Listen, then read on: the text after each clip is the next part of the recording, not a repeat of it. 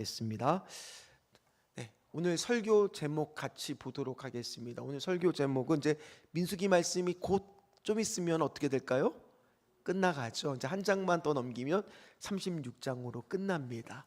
자, 오늘 설교 제목 같이 읽어볼까요? 나의 피난처. 어제 밤에 한 8시경에 저하고 저희 아내하고 또 아들하고 같이 천변을 강에서 조금 산책을 1시간 정도 걸으려고 나갔습니다.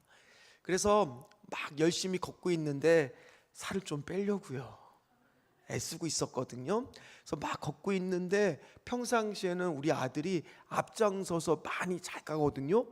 그런데 계속 가는데 뒤에서 못 쫓아오고 터벅터벅 좀 약간 이렇게 못 쫓아오고 있는 거예요. 그래서 얘가 왜 그러나 좀 물어봤죠. 너 무슨 이유가 있냐?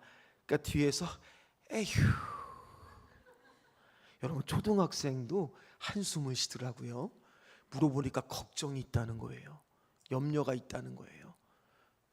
그 내용을 제가 또 개인적인 또 우리 아들도 나름대로의 프라이버시가 있어서 말할 수는 없지만은 이번 주에 걱정이 있다고 이게 어떻게 하면 좋겠는지 뒤에서 한숨을 푹푹 쉬면서 못 쫓아오고 있더라고요. 자, 이처럼요 누구나 다 지위 고하를 막론하고 다 뭐가 있을까요?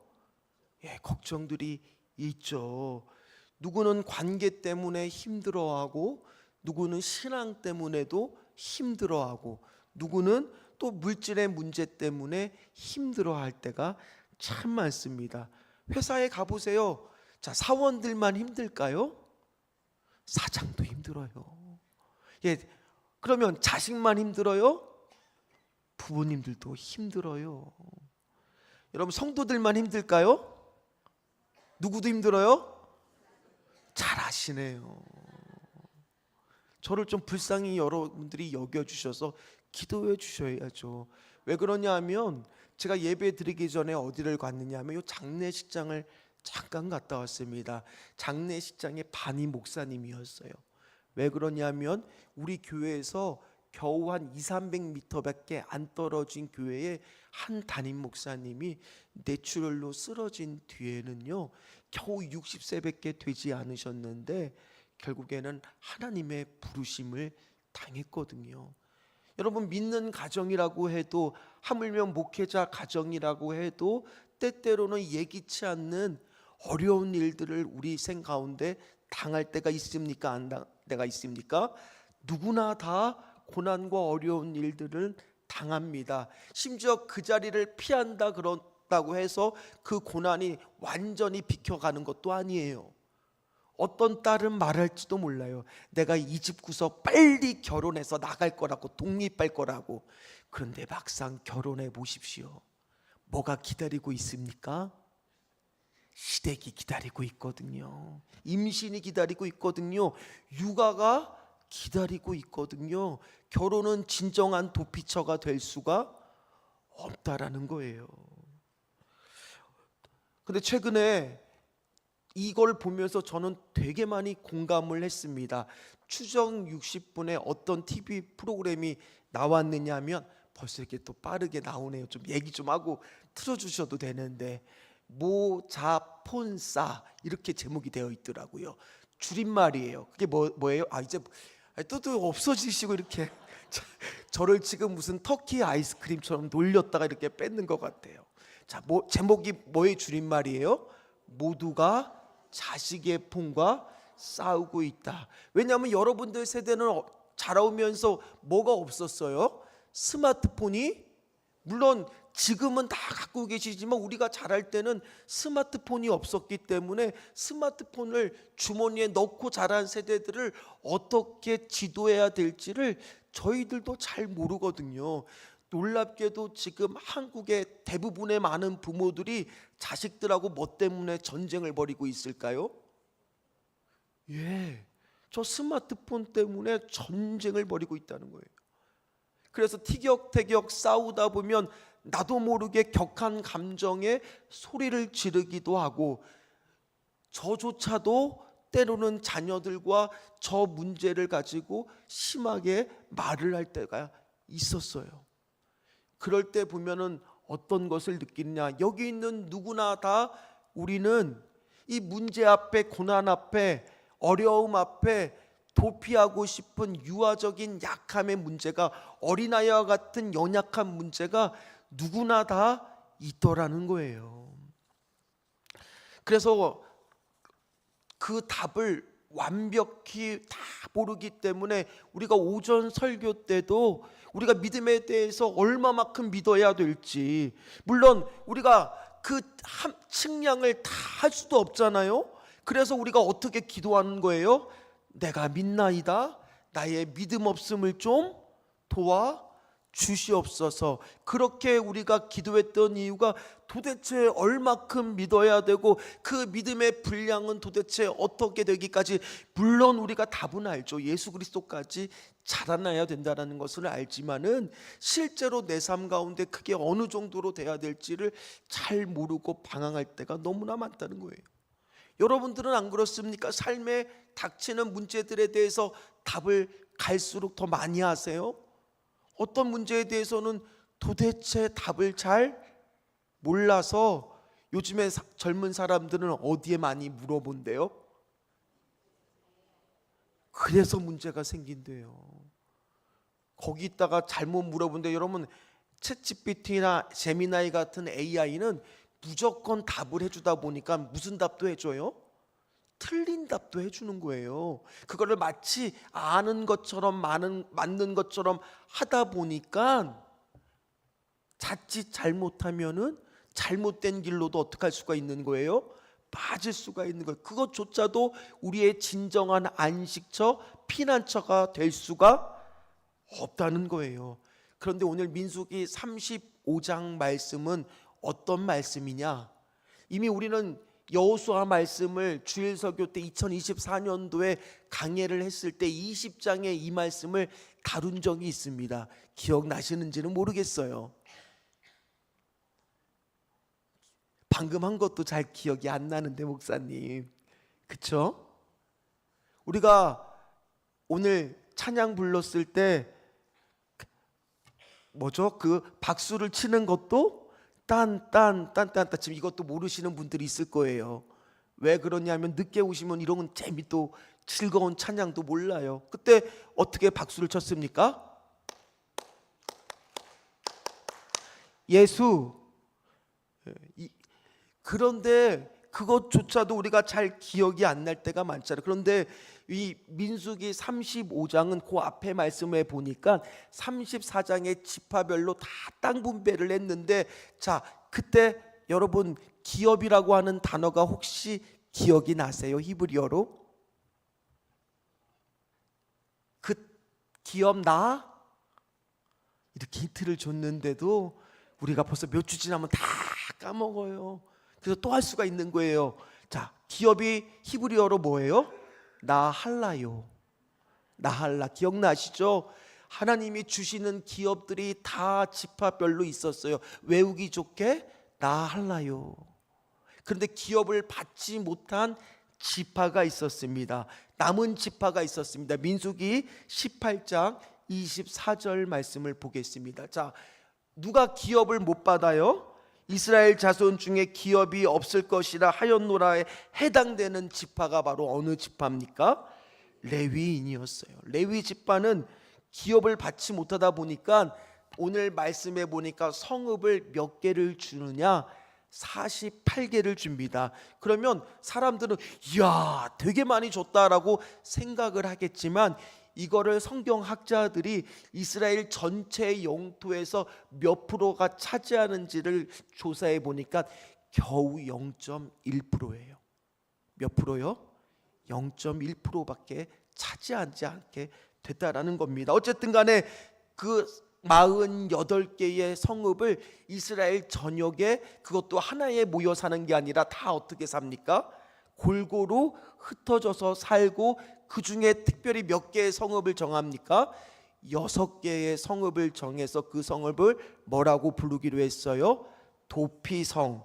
바로 하나님이 친히 예비해 두신 은혜의 도피처, 사랑의 도피처가 바로 이 도피성이라는 겁니다. 자, 오늘 우리가 읽었던 말씀 6절 말씀에 그 내용이 나옵니다. 한번 띄워 주시죠. 너희가 레위인에게 줄 성읍은 살인자들이 피하게 될 도피성으로 6성읍이요 그 외에 42성이라. 그 성조차도 크지가 않습니다. 오늘 여러분들이 집에 가서 읽어보면 그 성이 무려 1000규빗이라고 말해요. 한 규빗은 여기서부터 여기까지로 45cm예요. 그러면 1000규빗은 몇 미터인지 한번 계산해 보세요. 450m예요. 그게 양쪽이니까 성읍의 크기가 가로의 길이가 몇 미터예요? 겨우 1km가 안 되는 거예요. 그렇게 정사각형의 모양. 그래서 레위인들이 이런 규칙 속에 살았기 때문에 나중에 이스라엘 안에서는 어떤 규칙이 또 생기느냐, 안식일에 걸을 수 있는 거리가 나와요. 안식일에 걸을 수 있는 거리는 몇 미터까지예요? 약 900m까지. 그래서 그게 성경에 이렇게 등장합니다. 사도행전 1장 12절 말씀에 보면 제자들이 감난원이라는 산에서부터 예루살렘에 돌아오니, 같이 읽어볼까요? 빨간색은 이 산은 예루살렘에서 가까워 안식일에 가기. 그러면 안식일에 가기 알맞는 거리라는 것은 그 길이가 약 900m보다는 안 된다라는 뜻이 되는 거예요. 이해가 되십니까? 네. 어쨌든 간에 레위인들은 사방팔방으로 마치 파견되듯이 흩어져서 살게 되었습니다. 자, 그럼 궁금해하죠. 왜 레위인들은 한 성에 모여 있는 것이 아니라 왜 지파별로 골고루 다 흩어져서 이렇게 조금씩 살게 하셨을까? 이유가 있겠죠. 혹시 여러분들 중에 기억나시는 분들이 있을까요?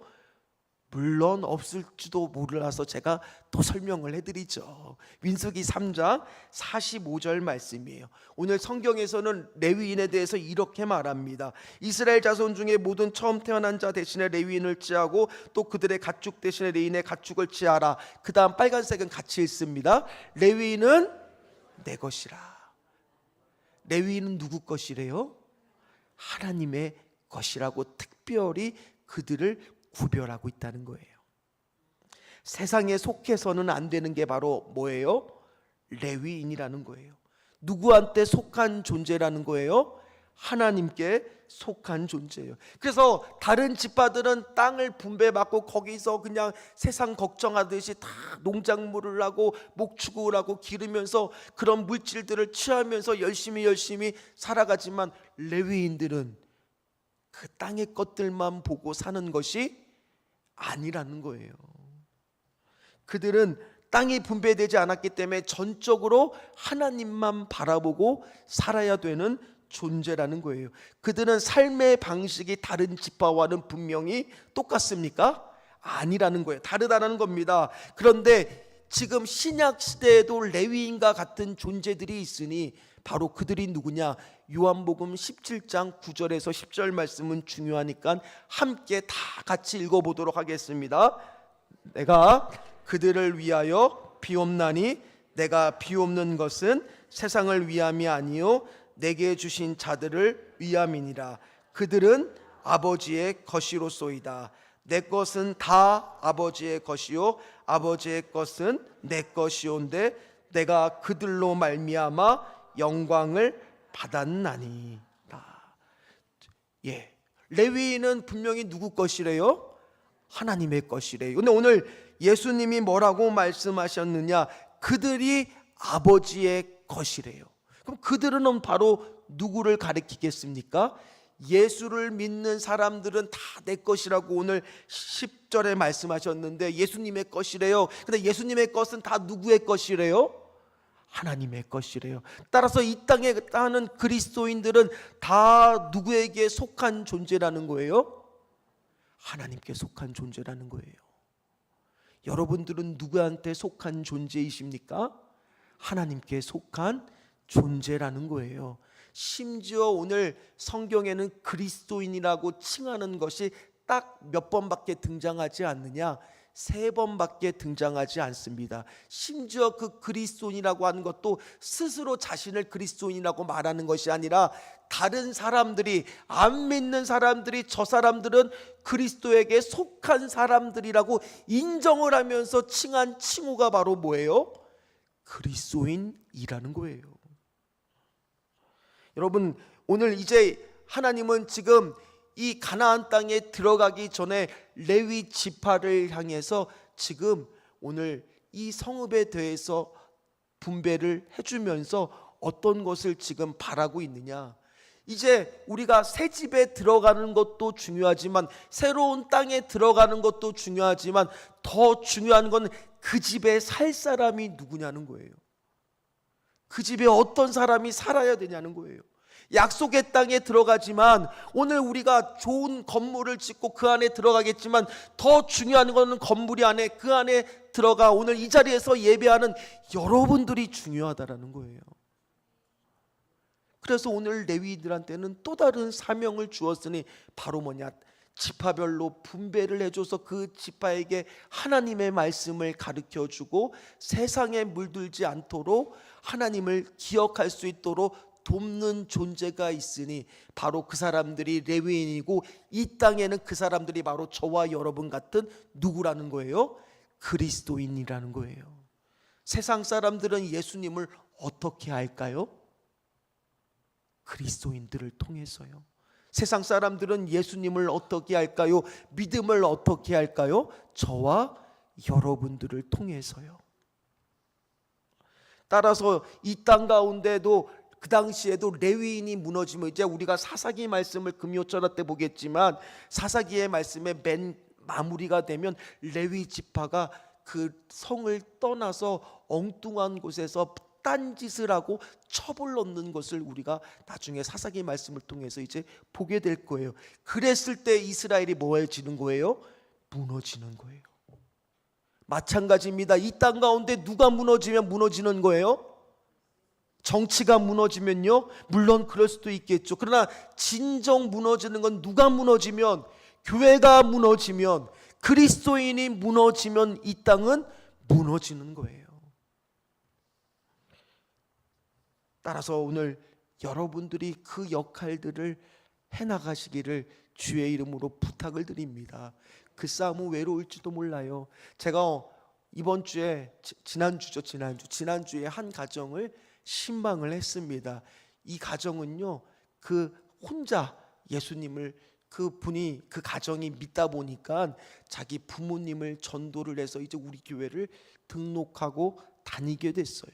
그래서 정말 기대하는 마음으로 이제 집에 와서 예배를 좀 드려달라고, 또 어머니한테 영접 기도를 좀 부탁을 드리는 마음으로 저를 불러서 이렇게 같이 예배를 드렸어요.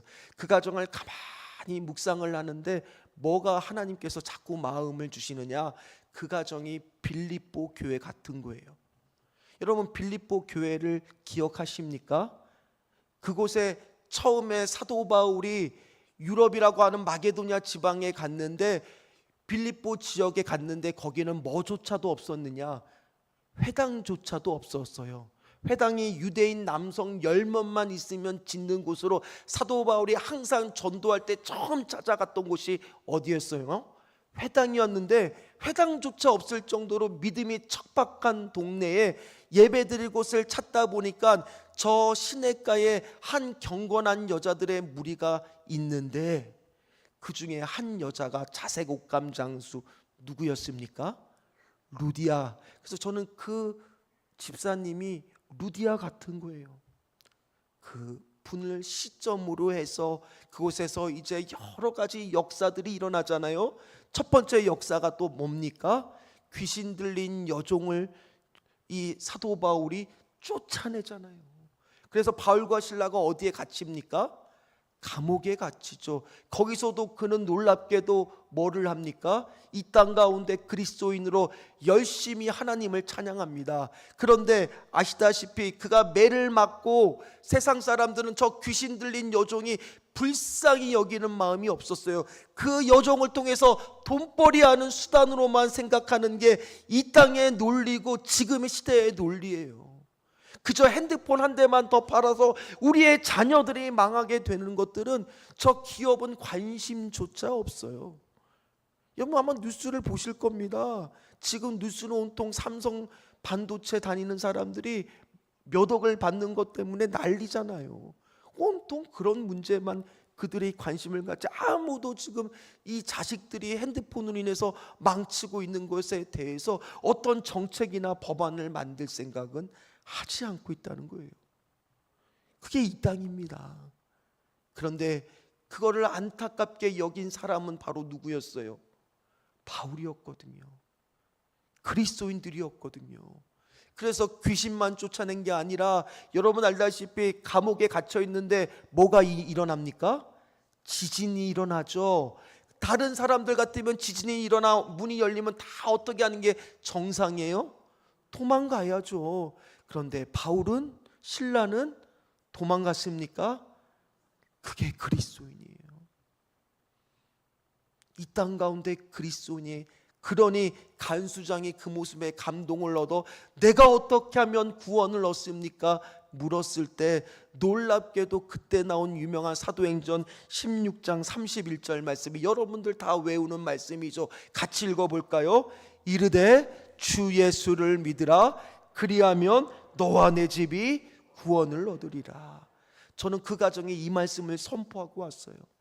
집사님같이 루디아 같은 집사님을 통해, 때로는 바울과 같은 그리스도인 집사님을 통해 집사님의 형제뿐만 아니라 부모님들도 분명히 구원을 받는 역사가 있을 거라고, 외롭지만은 그 싸움을 멈추지 말아달라고 부탁을 하고 왔는데, 놀랍게도 그날 그 어머님이 영접 기도를 따라 하셨어요.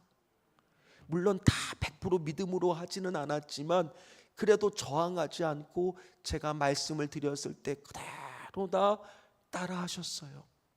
여러분, 이런 구원의 역사가 여러분들의 삶과 일터의 가정에 있기를 간절히 소망합니다.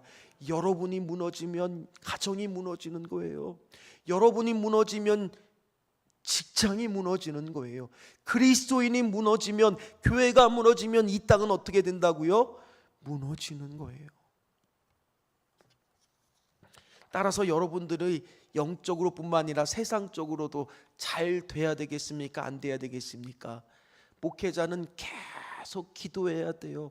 여러분들 가정이 잘 되기를. 그게 오늘 우리가 읽지는 않았지만 8절 말씀에 나와 있습니다. 자, 8절 말씀을 한번 같이 읽도록 하겠습니다. 8절 말씀 좀 띄워주시죠. 네. 아니, 성경책 보고 같이 읽도록 하겠습니다. 너희가 이스라엘 자손의 소유에서 레위인에게 너희가 성읍을 줄 때 많이 받는 자에게는 많이 떼어서 주고 적게 받는 자에게는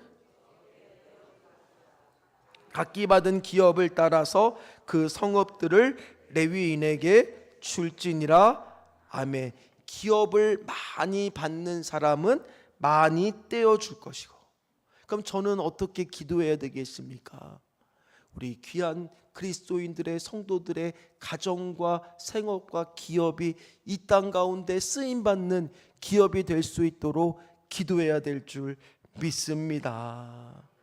똑같이 예배를 드리고 똑같이 제사를 드리겠지만 마음가짐을 달리하라는 거예요.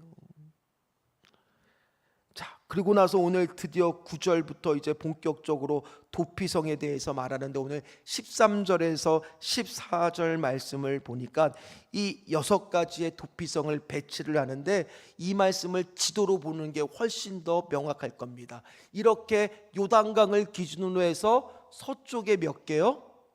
3개. 다음에 동쪽에 몇 개요? 근데 그 원을 이렇게 그려보니까 웬만한 지역을 다 뭐하고 있어요?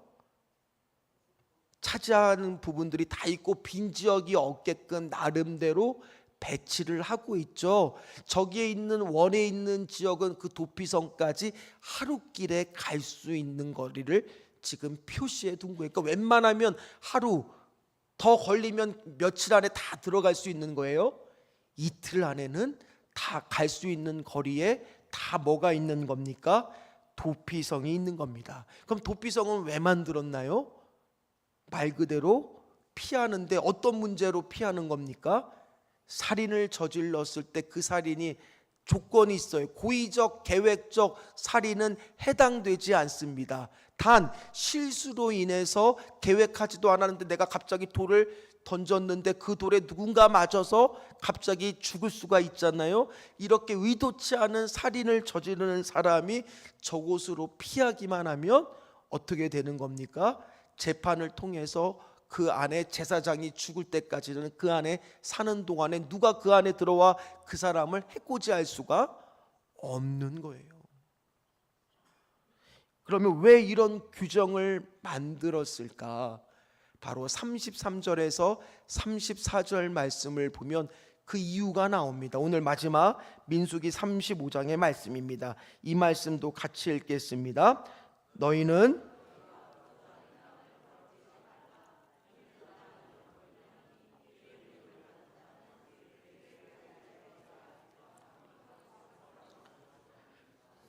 너희가 거주하는 땅 곧 내가 거주하는 땅을 더럽히지 말라. 나 여호와는 이스라엘 자손 중에 있음이니라. 쉽게 이야기하면 뭐를 더럽히지 말기 위해서요?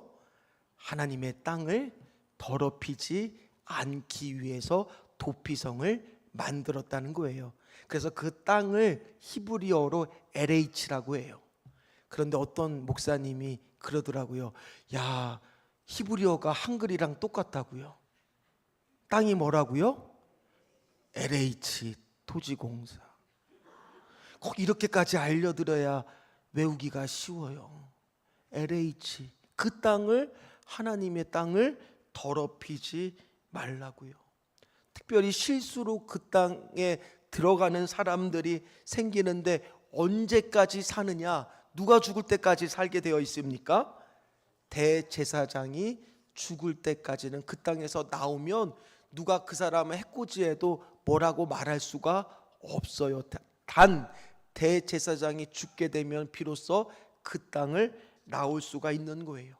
그런데 왜 이런 도피성을 뒀는지 오늘 땅을 더럽히지 않기 위해서지만 가만히 생각해 보면 오늘 복수심에 불타 복수하려고 하는 자도 그 복수 때문에 늘 마음속에 짐이 되어 그 복수만 생각하고 있으면 어떻게 살겠습니까? 그러나 그가 도피성에 들어가 있으면은 모든 것을 체념하고 기다리면서 시간이 흐를수록 점점 그 사람을 뭐 할 수도 있는 거예요? 용서할 수도 있는 거예요. 또한 그 도피성에 피한 사람도 그 안에 들어가면서 어쨌든 간에 고의든 고의가 아니었겠죠. 고의가 아니었지만 뭐 했습니까? 사람을 죽였으니 거기에 대한 죄책감 가운데 거기서 회개하면서 이 도피성을 둔 이유는 모든 사람들이 다 결국에는 죽이는 것이 아니라 뭐 하기 위해서예요? 살리기 위해서 도피성을 주신 거예요. 그곳이 피난처가 되고 다시 시작할 수 있는 기회가 있는 곳. 그런데 가만히 생각해 보니까 이 땅 가운데에서도 도피성이 있더라고요. 그게 바로 뭘까요? 교회예요. 여러분 생각해 보세요. 교회는 죄인이 들어와서 뭘로 바뀌는 곳입니까? 의인으로 바뀌는 거예요. 예수 그리스도의 십자가 보혈의 능력을 받아 어떠한 죄인이 오더라도 예수를 믿음으로 인해서 누구든지 구원을 얻게 되는 은혜를 누리는 곳, 이 땅에 바로 도피성이 어디가 되어야 될까요? 교회가 되어야 돼요. 이혼을 한 가정이든 때로는 자녀를 잃은 아픔을 잃은 가정이든 뭔가 문제에 막혀있던 가정이든 어느 누구도 왔을 때 이곳에서 참다운 그리스도의 사랑을 경험할 수 있는 곳, 나의 날개 및 편히 쉬는 그곳, 그곳이 바로 주님의 품에 있는 우리 교회가 되어야 될 줄 믿습니다. 오늘 성경은 그래서 15절 말씀에 보면요, 이스라엘 사람들만 도피성에 피할 수 있는 게 아니라 타국인과 이스라엘 중에 거류하는 어떠한 사람들의 다 뭐가 된다고 말씀하고 있습니까? 말씀 좀 띄워주세요. 다 뭐가 된다고 말해요? 도피성이 되리니. 여러분 오늘 어떠한 자든지 간에 분명히 그곳으로 피하는 어떤 사람이든지 간에 주님은 피난처가 되어주실 줄 믿습니다. 어떠한 죄인이 와더라도 예수님을 믿으면 구원의 역사가 그 가정에, 그 심령에 일어나게 될 줄 믿습니다. 교회는 그런 곳이 되어야 돼요. 그러면 이 땅에 이제 마지막 하나만 남았어요. 진정한 대제사장은 누구냐? 그 당시에도 대제사장이 죽으면 어떻게 됩니까? 그들은 이제 도피성에 더 이상 머물 필요가 없었어요. 그러나 지금의 이제 그거를 말하고 있는 대제사장은 누구냐? 히브리서 4장 14절 말씀을 보면 그분이 누구인지 나와 있습니다. 자, 같이 한번 읽어보도록 하겠습니다. 그러므로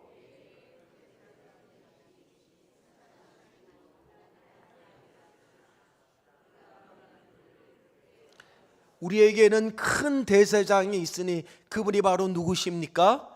예수 그리스도이십니다. 예수 그리스도가 죽으심으로 인해서 우리도 오늘 대제사장이 죽으면 비로소 그 도피성을 벗어날 수 있는 것처럼 죄의 성에서 우리도 벗어나 이 땅 가운데 다시 나가 살 수 있는 새로운 생명을 얻는 곳, 그곳이 바로 도피성이라는 거예요. 그런데 더 놀라운 것은 이스라엘 시대의 도피성과 지금 이 시대의 예수 그리스도를 믿음으로 얻는 도피성과는 차이가 하나 있어요. 어떤 차이가 있는 줄 아십니까?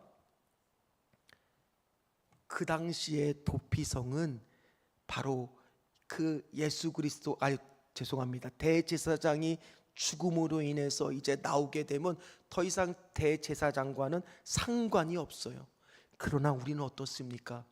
예수 그리스도가 죽는 걸로 끝나는 것이 아니라 3일 만에 부활하셨으니 우리가 도피성을 벗어나 다시 세상 가운데 나갈지라도, 여러분들이 저 밖에 나가서 일주일 동안 세상 가운데 살지라도 거기서도 우리와 함께하고 계시니 그분은 살아있는 우리의 대제사장 예수 그리스도라는 사실을 믿으시기를 주의 이름으로 축원합니다.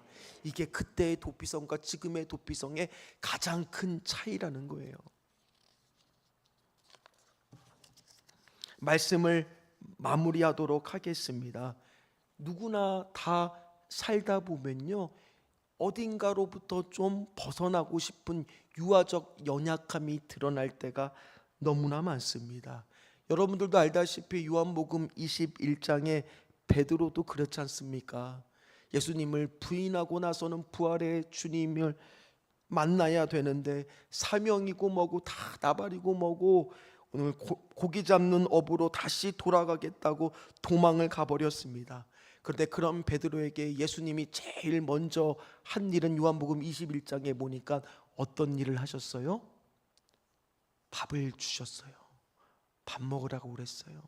그리고 나서 따뜻한 밥과 함께 주님의 돌봄함으로 들어감에 따라 뭐라고 베드로한테 물어봅니까? 네가 나를 사랑하느냐? 베드로가 대답을 하죠. 내가 주님을 사랑합니다. 그랬더니 내 양을 뭐하라고요? 치라, 먹이라 말씀하셨습니다. 저는 이 요한복음 21장의 말씀 때문에 목회의 길을 걷게 됐어요. 왜냐, 저에게도 인생을 살면서 수많은 실패 가운데 있을 때 과연 내가 피해야 될 곳은 어디고 앞으로 무슨 일을 해야 될지 도저히 답이 보이지 않는 그 순간 주님께서는 이 말씀을 통해서 내가 너에게 내 양을 맡겨줄 테니 그 양을 잘 먹이는 목회자의 길을 걸어보라고 마음을 주셨거든요. 그래서 제 목회의 여정의 실제가 되는 곳이 바로 이곳이에요. 저는 요한복음 21장이 날마다 제 목회 여정 가운데 실제로 일어나는 일이 되기를 간절히 소망합니다. 그래서 우리 성도들을 잘 먹여서 몸과 마음이 상한 마음들이 수습이 되고 주님의 부탁에 순종해서 목회에 순종하며 나갔을 때 내 양이 아니라 하나님의 양으로 예수 그리스도의 제자로 한 분 한 분들을 세워나가기를 간절히 소망합니다. 그러면서 배우는 거예요. 내가 어떻게 이분들을 대해야 될지 저도 다 모르겠거든요. 어떨 때는 저한테 고민을 얘기하지만 모를 때가 너무나 많아요. 그러면 기도하면서 하나님, 내가 성도들을 어떤 마음으로 대해야 되겠습니까? 어떻게 회개해야 되겠습니까? 목회의 서툴런 부분을 어떻게 주여 도와달라고 기도할 때 제 안에 피난처 되시는 예수 그리스도의 도움과 마음의 믿음이 실제하기 시작하더라는 거예요. 오늘 여러분들은 어떻습니까? 여러분들 삶 가운데에서도 때로는 그런 일들이 있잖아요. 답을 모르겠는 일들이 있잖아요.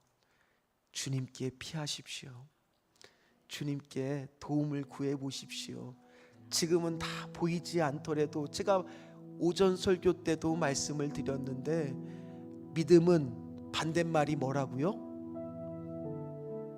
그래요, 벌써 오전에 했는데도 믿음의 반대말은 보이는 것이라고요. 그래서 보이지 않는 하나님이 더 선명해지고 보이는 문제가 더 희미해지게 되는 것, 그게 믿음이라고요.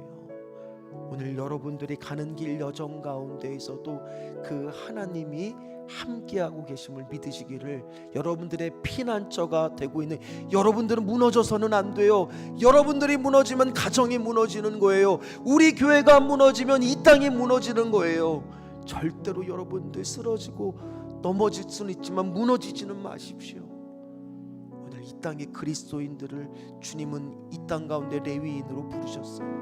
여러분, 그걸 기억하시고 피난처 되시는 주님이 우리가 도피성 밖에 나갔을지라도 거기에도 우리와 함께하고 있다는 것이 그때의 도피성과의 가장 큰 차이점이고 우리의 믿음의 실제의 능력이 됨을 기억하시기를 주의 이름으로 축원합니다. 우리 아무것도 두려워 말라 같이 찬양하도록 하겠습니다.